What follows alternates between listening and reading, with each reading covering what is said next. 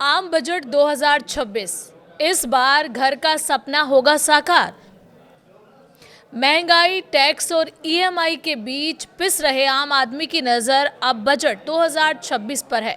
सवाल यही है, क्या इस बार बजट में जेब को राहत मिलेगी? क्या 2026 में अपना घर लेना आसान होगा? नमस्कार, आप देख रहे हैं न्यूज़ 18 राजस्थान का डिजिटल चैनल और मैं हूं वंदना त्यागी। और आज बात करेंगे उस सवाल की जो हर मिडिल क्लास परिवार के मन में है। क्या इस बार बजट में घर खरीदना सस्ता होगा? क्या होम लोन पर ब्याज छूट 5 लाख रुपए तक बढ़ेगी या जीएसटी घटाने की मांग पूरी होगी? इस वीडियो में हम बात करेंगे कि आम आदमी बजट से क्या चाहता है और क्या मिलने की उम्मीद है। यूनियन बजट 1 फरवरी 2026 को पेश किया जाएगा, जिसे वित्त मंत्री निर्मला सीतारमण संसद में पेश करेंगी। लेकिन उससे पहले लोगों को भारी उम्मीदें हैं। आम आदमी की सबसे बड़ी उम्मीद ये है कि उसकी जेब पर पड़ने वाला दबाव कुछ कम हो।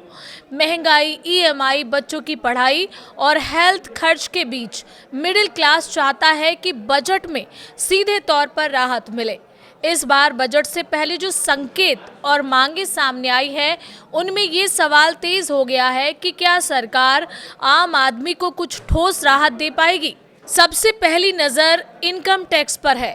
भले ही बड़े टैक्स स्लैब बदलाव की संभावना कम मानी जा रही हो, लेकिन होम लोन पर ब्याज छूट बढ़ाने की मांग ने आम लोगों की उम्मीद बढ़ा दी है। अभी घर खरीदने पर होम लोन के ब्याज पर 2 लाख रुपए तक की टैक्स छूट मिलती है, जिसे 5 लाख रुपए तक बढ़ाने का सुझाव दिया गया है।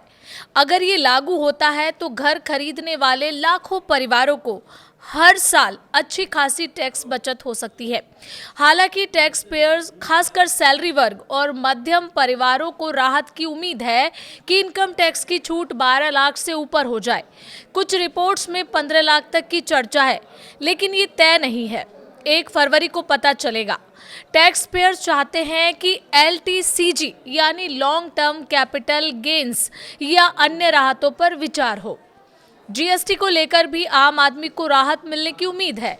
खासकर रियल एस्टेट सेक्टर ने नए घरों पर लगने वाले जीएसटी को कम करने की मांग की है। जीएसटी ज़्यादा होने की वजह से घर की कीमत बढ़ जाती है और इसका सीधा असर खरीदार की जेब पर पड़ता है। अगर बजट 2026 में जीएसटी दरों में कटौती होती है तो घर खरीदना थोड़ा सस्ता हो सकता है, जिसका फायदा मिडिल क्लास और पहली बार घर खरीदने वालों को मिलेगा। घर और टैक्स के अलावा आम आदमी की उम्मीदें रोजमर्रा के खर्च से भी जुड़ी है। स्टैंडर्ड डिडक्शन को 75,000 रुपये से बढ़ाकर 1 लाख रुपये करने, हेल्थ इंश्योरेंस पर मिलने वाली टैक्स छूट को आसान और ज़्यादा प्रभावी बनाने की मांग भी बजट से पहले जोर पकड़ रही है। बढ़ते मेडिकल खर्च को देखते हुए अगर हेल्थ सेक्टर में टैक्स राहत मिलती है तो ये राहत आम परिवारों के लिए बड़ी राहत होगी।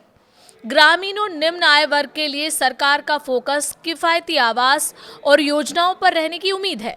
प्रधानमंत्री आवास योजना के तहत अब तक करोड़ों घर बनाए जा चुके हैं और बजट 2026 में इसके अगले चरण को आगे बढ़ाया जा सकता है, तो शहरी और ग्रामीण दोनों इलाकों में रहने वाले गरीब और मध्यम वर्ग को पक्का घर मिलने का रास्ता और साफ होगा। कुल मिलाकर आम आदमी इस बजट से किसी बड़े चमत्कार की नहीं, बल्कि छोटी लेकिन असरदार राहत की उम्मीद कर रहा है।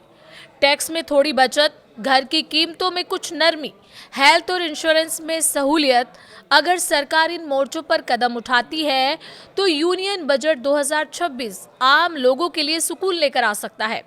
अब सबकी नज़र 1 फरवरी 2026 पर टिकी है, जब ये साफ होगा कि आम आदमी की उम्मीदें कितनी हद तक पूरी होती हैं। आपको क्या लगता है कि सरकार इस बजट से क्या राहत दे सकती है? और आप हमें अपनी राय कमेंट कर बता सकते हैं।